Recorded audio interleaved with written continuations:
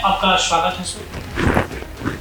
आज हम चर्चा करेंगे सांस्कृतिक मंच जो राज्य आंदोलन पूर्व में काफी सक्रिय भूमिका निभाया था, उसको लेकर के साथ ही इस राज्य के निर्माण की जो अवधारणा थी, आज 22 साल बाद वो अवधारणा कितनी पूरी हुई, इन्हीं सब बातों को लेकर के हमारे साथ बात करने के लिए मौजूद हैं वरिष्ठ आंदोलनकारी पत्रकार और इस समय वर्तमान में राज्य सूचना आयुक्त योगेश भाट जी। हम इसे जानने की कोशिश करेंगे। इन्होंने राज्य आंदोलन में एक बहुत सक्रिय भूमिका निभाई थी। उस समय सांस्कृतिक मंच ने भी एक बहुत बड़ी भूमिका निभाई थी। तो सर, हम आपसे जानना चाहेंगे कि सांस्कृतिक मंच का क्या योगदान था राज्य आंदोलन में? ये राज्य आंदोलन में जो सांस्कृतिक मंच हो रहा है उस समय उसकी बहुत बड़ी भूमिका रही, और खासकर एक उत्प्रेरक की भूमिका, जोश दिलाने की जो सबसे बड़ी भूमिका रही, वो अपने गीतों के माध्यम से, जनगीतों के माध्यम से, उसमें सांस्कृतिक मोर्चे ने राज्य आंदोलन में शुरू से लेकर अंत तक बड़ी अहम भूमिका निभाई। और मेरा तो ये मानना है कि अगर सांस्कृतिक मोर्चा न बना हुआ होता या आंदोलन में जनगीतों का या जो हमारे लोकगीत हैं उनका अगर संबल न मिला हुआ होता तो शायद ये राज्य आंदोलन एक जन आंदोलन में परिवर्तित नहीं होता है, या जो आज हम जिस राज्य में बैठे हुए हैं उसकी कल्पना बिना संस्कृति कर्मियों के और बिना सांस्कृतिक मंच की जो है अहम भूमिका के हम लोग नहीं कल्पना कर सकते कि राज्य बनाया भी जा सकता था। वो ये जनगीत सर जो उस आंदोलन में काफी गाया जाता था। ये जनगीत तो बहुत सारे हैं जिनको हम लोग गाते थे। मुझे आज भी याद है जब हम लोग आंदोलन में थे तो प्रभात फेरी में निकलते थे, 5 बजे हम लोग निकलते थे। अतुल शर्मा जी का गीत है एक बहुत चर्चित हो रहा, जिसको मुझे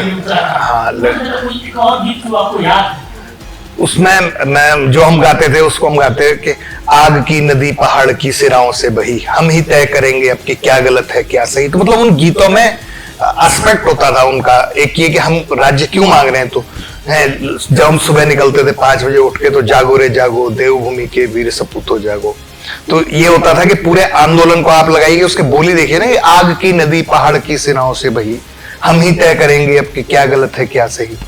तो मतलब एक ये था कि आप राज्य क्यों मांग रहे हैं, तो ये हम गीतों के माध्यम से जो है इसको प्रसारित करते थे। उसके पक्ष में जो है एक माहौल बनाने का काम जो है हम इन जनगीतों के माध्यम से होता था। तो हम लोग गाते थे, हमें ये भी नहीं पता होता था उस समय कि लिखा किसने। जैसे अब जिसका आप बात कर रहे हैं कि लड़के लेंगे भिड़के लेंगे छीन के लेंगे उत्तराखंड, तो आप कल्पना कीजिए कि जब आप एक रैली में चल रहे हैं और एक गीत गाया जा रहा है सारे पूरे जो है मॉब के साथ, तो वो कितना जोश उस समय भरता होगा। तो जनगीतों ने और जो गीत उस समय पे गीतकारों ने, हमारे जन कवियों ने रचना की, तो वो तो ऐब रही। उन्होंने आंदोलन को एक नई ऊर्जा हर समय एक नई ऊर्जा देने का काम किया। एक जैसे मुझे उनका भी ध्यान आता है कि आंदोलन पे एक गीत नयन सिंह नेगी ने भी लिखा, उसके भी 1-2 लाइन याद है मुझे कि मथी पहाड़ बटी निस गंगाड़ बटी, स्कूल दफ्तर गांव बाजार बटी, हिटन लगे आचिन। मतलब कि आंदोलन को उन्होंने अपने उसमें चित्रित किया कि कैसा सैलाब पहाड़ के अंदर चल रहा है, कि जो है हर तरफ स्कूल हो, गांव हो, दफ्तर हो, सब तरफ से लोग जो है निकल के आ रहे हैं, और सिर्फ एक ही डिमांड है जिनकी कि उत्तराखंड राज्य हमको चाहिए।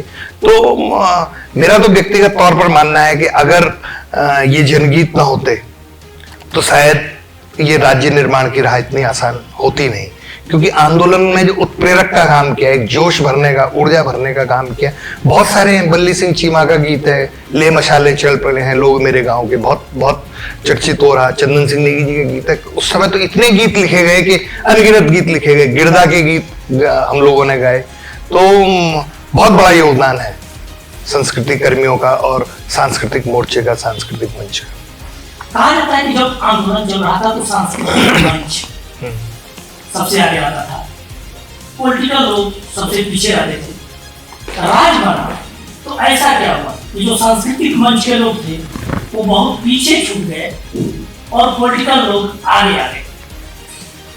देखिए, एक चीज है, ये बात बिल्कुल सही है कि मुझे ध्यान है जब हम अतीत के पन्नों में जाते हैं तो आगे जब बड़ी बड़ी रैलियां निकलती थी, बड़े आयोजन होते थे, तो सबसे आगे जो है संस्कृति कर्मी होते थे, उत्तराखंड सांस्कृतिक मोर्चा होता था, या और जो तमाम और भी जो सांस्कृतिक मंच संगठन थे, उन सबकी भूमिका थी। कोई नुक्कड़ नाटक कर रहा है, कोई जनगीत गा रहा है, कोई गीत गा रहा है, कोई सांस्कृतिक कार्यक्रम कर रहा है, तो उनको आगे इसलिए किया गया उस समय कि एक स्थिति आंदोलन में ऐसी आई कि ये लगने लगा कि ये शायद नेतृत्वहीन है, क्योंकि अनियंत्रित भीड़, एक जन सैलाब सड़कों पर निकलता था।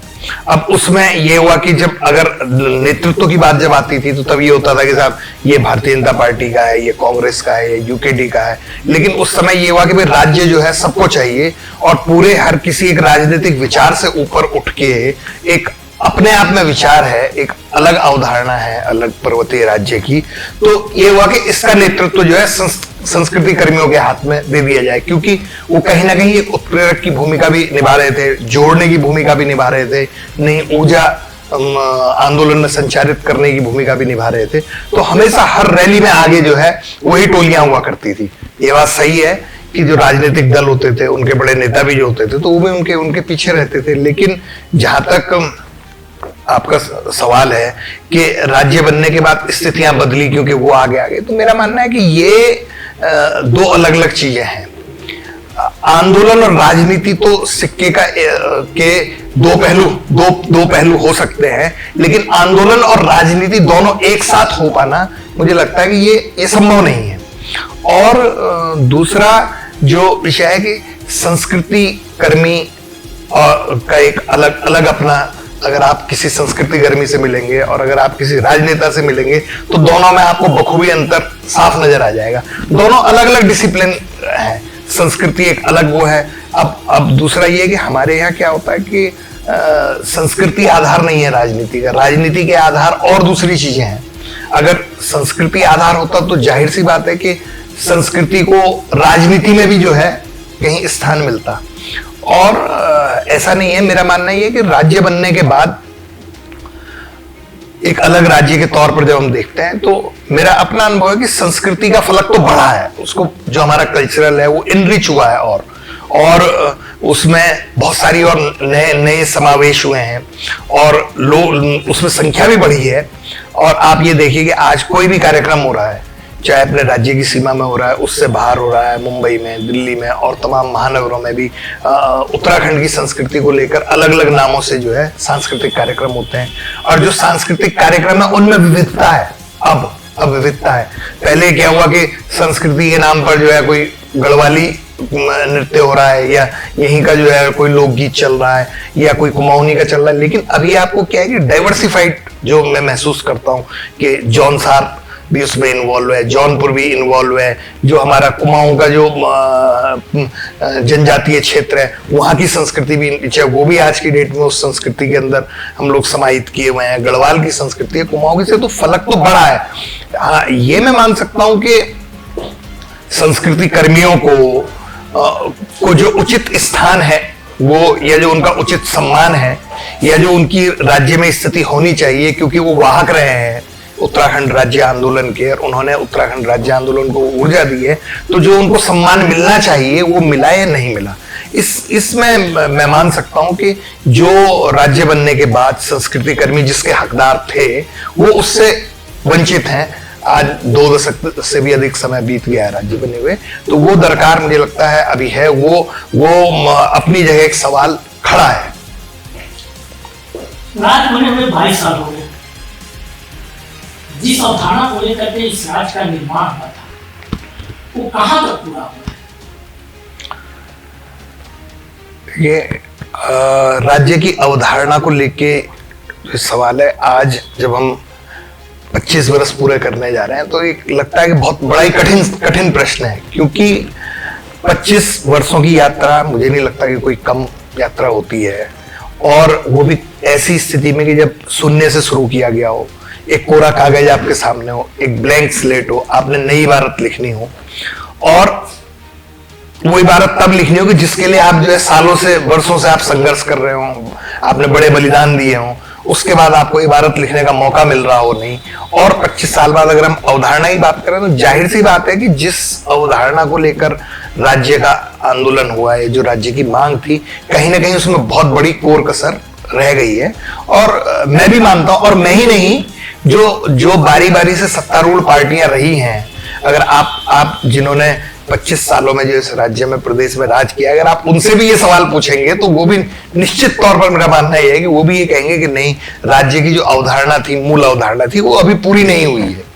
अब सवाल ये उठता है कि वो राज्य की अवधारणा थी क्या, हम लोग अलग राज्य क्यों मांग रहे थे। इसमें भी दो मत हो सकते हैं।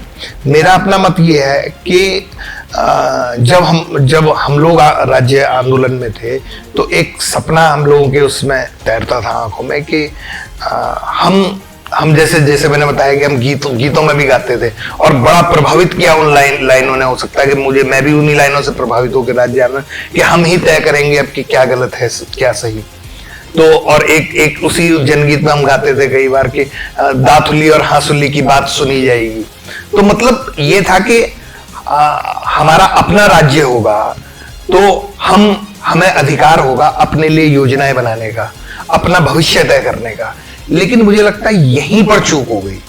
एक बड़ी अवधारणा तो यही थी, ये मूल है, इसी के ये आप ये समझ लीजिए कि ये जड़ है या ये बीज है, इसी के ऊपर पूरा वृक्ष खड़ा हुआ है। लेकिन जो चूक हुई, वो चूक भी मुझे लगता है यहीं पर हुई, क्योंकि हम इमेजिन कर रहे थे एक पर्वतीय राज्य, लेकिन जब राज्य का गठन हुआ तो राज्य का गठन कुछ इस तरीके से हुआ कि वो पर्वतीय राज्य नहीं रह गया। क्योंकि अगर पर्वतीय राज्य होता, मिला हुआ होता, तो आज 25 साल के बाद हम स्थायी राजधानी के नाम पर बहुत बड़ा सवाल नहीं होता। तब तो अगर पर्वतीय राज्य होता तो कोई पहाड़ में राजधानी तभी बन गई होती। क्योंकि ये पर्वतीय राज्य बना नहीं, इसमें हरिद्वार भी था, उधम सिंह नगर भी था, देहरादून का हिस्सा भी था, बहुत सारी और तमाम चीजें, राजनीतिक शक्तियां काम कर रही थी, तो वो एक अहम सवाल लटक गया। तो वहीं से हम जो है, जो मेरा मानना है कि हम पहले ही पायदान पे लड़खड़ा गए। अब राज्य तो मिल गया, लेकिन हम जिस अवधारणा की बात करते हैं अक्सर वो अवधारणा पीछे छूटती चली गई। और उसके बाद आप ये देखिए आगे जब हम नेक्स्ट चरण में जाते हैं तो फिर हमें क्या रहा, हम कहते हैं कि हम खुद तय करेंगे। लेकिन आज 20-25 साल बाद में हम पीछे पन्ने उलटते हैं कि हमने किया क्या। हमने जितने भी नियम, कानून, कायदे, राज्य को चलाने की जितनी भी व्यवस्थाएं हमने तय की, सारी कॉपी पेस्ट है। जो हमने सचिवालय में बाबू बैठाए, उन्होंने उत्तर प्रदेश से शासनादेश मंगाया, उत्तर प्रदेश से फाइल मंगाई, उसको जो है एज इट उठाया, नए पेपर पे उसको जो है पेस्ट किया, उसमें उत्तर प्रदेश की जगह उत्तराखंड कर दिया। तो जब वही नियम कानून, क्योंकि अगर उत्तर प्रदेश के साथ हम कुछ अव्यवहारिक, असहज महसूस कर रहे थे, तब तो ना उत्तराखंड मांगा गया।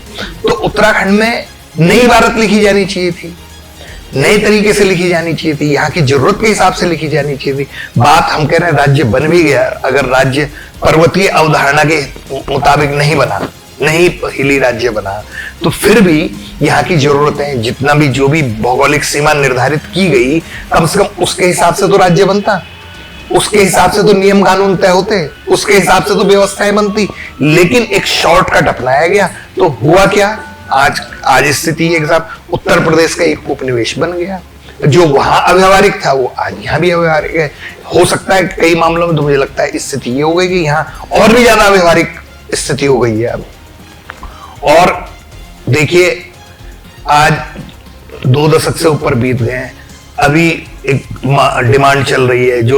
जो संघर्षों के लोग रहे हैं वो कहते हैं, आज कई बार हम भी सुनते हैं, मैं भी गोष्ठियों में गया हूं उसमें, कि साहब जो है राज्य का भू कानून होना चाहिए। कितना दुर्भाग्यपूर्ण है कि हम 25 साल पूरा करने जा रहे हैं और 25 साल बाद हम कह रहे हैं कि राज्य का अपना भू कानून होना चाहिए। और भू कानून क्या होना चाहिए कि साहब इतना मजबूत भू कानून होना चाहिए कि ताकि जो है कोई यहाँ खुर्द बुर्द ना कर पाए, कोई यहाँ जो है अतिक्रमण ना कर पाए, कोई यहाँ के हितों के साथ खिलवाड़ ना कर पाए। तो क्या ये सवाल नहीं कि 25 साल के बाद जागा जा रहा है?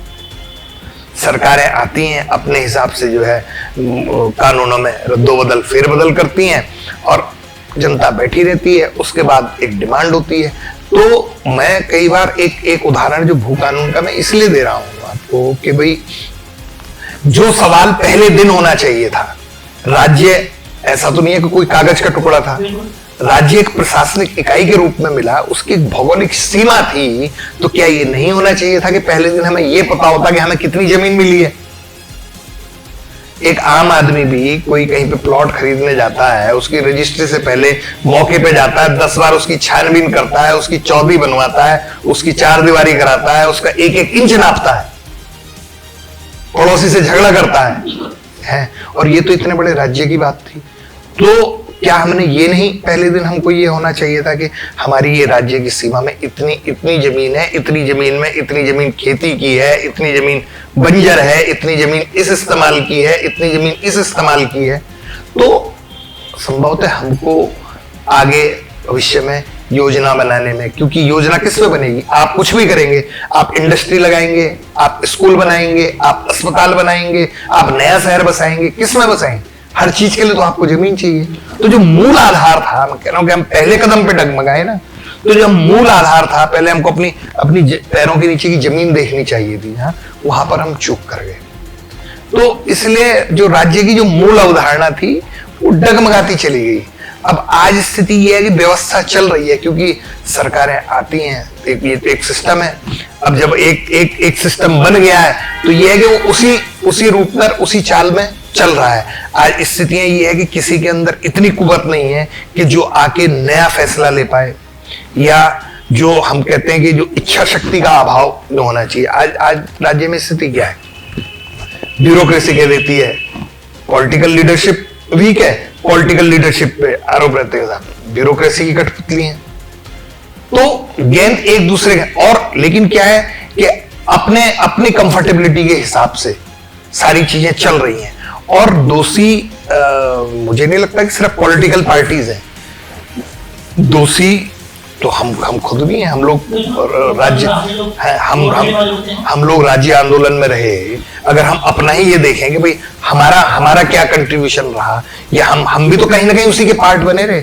आज राज्य आंदोलन के दौरान जो लोग रहे, तो वो क्या है, वो खुद इतने टुकड़ों में बटे हुए हैं कि उनकी आवाज एकजुटता नहीं है। सरकारों ने क्या, जिन्होंने आपने कहा ना कि संस्कृति कर्मी पीछे रहे, राजनीति का तो साफ है, आप संधि विच्छेद ही करिए ना, कि राज करने की नीति। और राज करने की नीति क्या है कि डिवाइड एंड रूल, बांटो और फिर अपना राज करो। तो ये तो युगों युगों से होता है, और शायद अगले भी युगों युगों तक चलता रहेगा। लेकिन हम जिस सिस्टम की बात कर रहे हैं कि डेमोक्रेसी मजबूत होनी चाहिए, सुशासन आना चाहिए, ट्रांसपेरेंसी होनी चाहिए, वो हो सकता था, पर लेकिन वो कब होगा? वो कभी तभी होगा ना कि जिस तंत्र की हम बात कर रहे हैं, या जिस तंत्र के लिए हम बात कर रहे हैं, वो तो लोग के लिए है ना, पब्लिक के लिए। तो क्या पब्लिक की जिम्मेदारी नहीं है? पब्लिक को भी तो उतना ही अवेयर होना पड़ेगा। तो अगर हम सिस्टम पर कहीं जा रहे हैं, या अगर हम सरकारों को दोषारोपित कर रहे हैं, उनके ऊपर दोष देने जा रहे हैं, तो एक बार हमको जरूर दूसरी तरफ भी जो है नजरें घुमा के देखना चाहिए कि दोष सिर्फ उनका ही नहीं है, क्योंकि वो तो समाज का आईना है। जैसा समाज होगा वैसे ही नेतृत्व होगा। अगर डिसीजन नहीं ले पाए हैं, अगर राजनीतिक इच्छा शक्ति मजबूत नहीं है, तो फॉल्ट किसका है? कहीं ना कहीं पब्लिक का है ना, कि ऐसे लोग ही नहीं दिए आपने कि जिनकी मजबूत इच्छा शक्ति हो, या ऐसा माहौल ही नहीं बनाया कि कोई मजबूत इच्छा शक्ति के साथ कोई निर्णय ले पाए। भाई नए राज्य में जरूरत किस बात की थी? नए राज्य में जरूरत कोई बहुत बड़ा रॉकेट साइंस नहीं था। ये था कि आपका विजन क्लियर होना चाहिए था, आपकी नीयत साफ होनी चाहिए थी। नीति कोई भी बनेगी, या सरकार जो भी नीति बनाती है, उसके दोनों एस्पेक्ट होते हैं। कोई नीति फुल प्रूफ नहीं होती। कोई नीति सरकार की, कोई नीति अगर ये कहा जाए कि 100% कामयाब हो जाएगी, तो वो मुझे नहीं लगता कि कोई भी ऐसी नीति है। लेकिन मैटर क्या करता है कि नीति बन किससे रही है? नीति के लिए नियत का साफ होना जरूरी है, और यहां नियत पे ही सवाल रहा हमेशा। कोई भी नीति हो, किसी भी डिपार्टमेंट से रिलेटेड नीति हो, किसी भी वर्ग से रिलेटेड नीति रही हो, उस पर जो है नीति नियंताओं की नियत पर हमेशा सवाल रहा।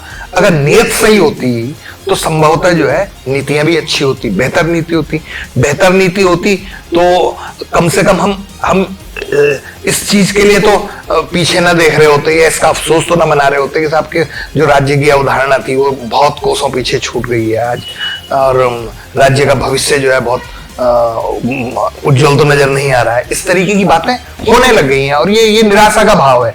और ये इसीलिए है क्योंकि एक तो मैंने बताया कि नियत वाला सवाल है, दूसरा ये है कि जो जो विलिंग है ना, पॉलिटिकल जो लीडरशिप है, जो उसकी इच्छा शक्ति होनी चाहिए, और वो किससे मिलती है? वो कहीं ना कहीं आपको पब्लिक से ही मिलती है। लोकतंत्र में तो ताकत लोक से ही मिलती है ना, तो लोक भी कहीं ना कहीं मुझे लगता है कि दोषी है पूरे उस सिस्टम में। तो अभी हमारे साथ मौजूद थे योगेश भट्टी, जिनका साफ कहना था कि जिस अवधारणा को लेकर के इस राज्य का निर्माण हुआ था, उस समय सोचा ये गया था कि कानून हम बनाएंगे, नियम हम बनाएंगे, लेकिन अभी तक उस तरह की इच्छा शक्ति वाले डिसीजन इस राज्य में नहीं लिए जा सके हैं, जिसके कारण जिस अवधारणा को लेकर के इस राज्य का निर्माण हुआ था अभी भी अधूरा है।